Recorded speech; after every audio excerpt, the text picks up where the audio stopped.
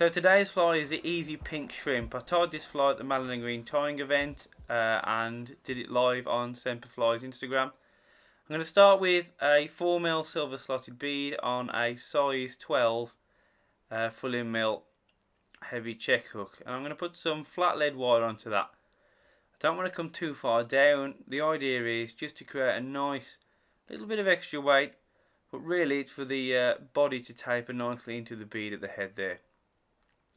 To secure it, I'm just going to come in with the PTFE tape, or Teflon tape as some people know it as.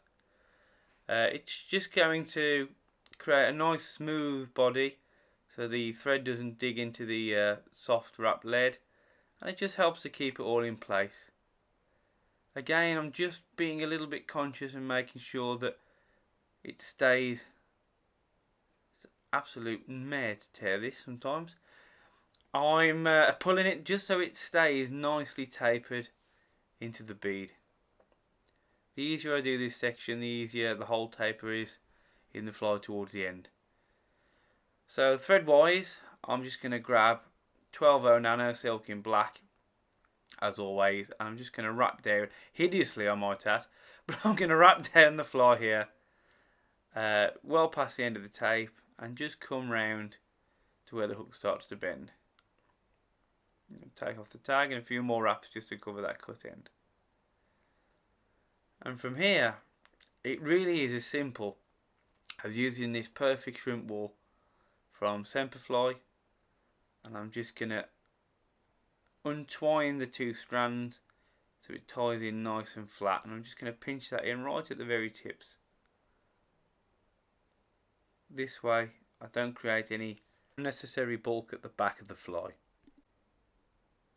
I'm making sure that the two strands actually, as I wrap now, as you'll see, I'm making sure those two strands are separated to start with, just so they lay really flat, and it's important that I take my time with these first couple of wraps, just to make sure it lays flat. There we are, so I'm working up now and I'm just starting to cover the body. You can see as I hit the lead there that the body begins to taper, and as I work up I'm actually just tightening that rope of dubbing up a little bit, just so it goes a little bit thicker.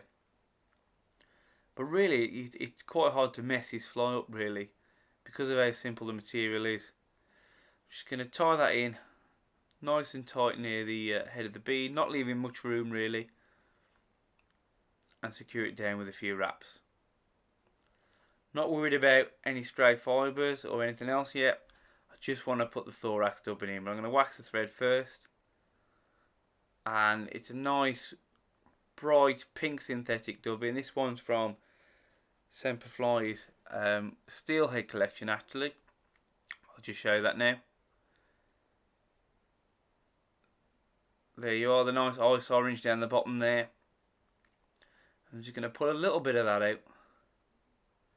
I mean, you can see the wax on the thread here. I've not been neat with it. I'm showing you how rough you can tie this and still come up with an effective fly. So I'm going to put a generous amount on, and I'm going to wrap it pretty tight, and I'm just going to come in and sneak it in between that bead and body, like so. Again, at this point I'm not fussed at all about any stray fibres. I'm just going to come in straight whip finish. I'm going to whip twice in there. That way I'm not fussed about using any varnish to finish off. That should hold perfectly fine. I'm going to trim that off. Now I'm just going to come in with a little Velcro brush. I'm going to brush it out. Notice the tag end, I wasn't fussy about trimming it neat. Just trying to show you guys how rough and ready you can be with this. It's a perfect fly for beginners. It's perfect if you want to fill a Trout and Grayling box really quickly. You know, and I don't mind losing this one if I fish it on the point fly, because of how easy it is to tie. If I lose three of these a session, you know, on the bottom, I'm not bothered, because I know I can go home, tie up a fair few more of these, and my box is replenished in no time at all. I'm not normally a colourful fly guy, but sometimes just watercolour necessitates it, and I fish this through what's been a really rainy grayling season, and it's produced quite well for me actually, and I know it'll produce for trout, so give this one a try guys. Thanks for watching another tutorial, and I'll be back soon, hopefully with some dry flies. Until then, see you soon.